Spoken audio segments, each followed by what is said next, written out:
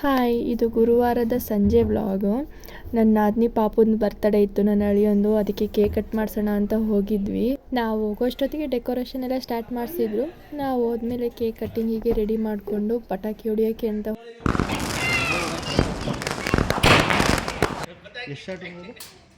ಪಟಾಕಿ ಎಲ್ಲನೂ ಹೊಡಿಸಿದ್ವಲ್ಲ. ಮಕ್ಕಳು ಫುಲ್ ಎಕ್ಸೈಟ್ಮೆಂಟಲ್ಲಿದ್ದರು.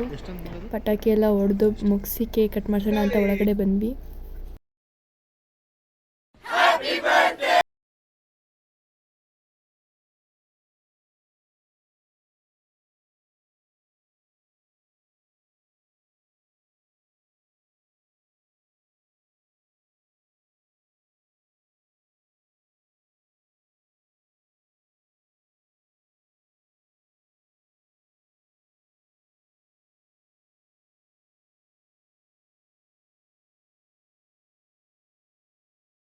ಸೊ ಅಷ್ಟೊತ್ತಿಗೆ 10 ಗಂಟೆ ಆಗೋಗಿತ್ತು.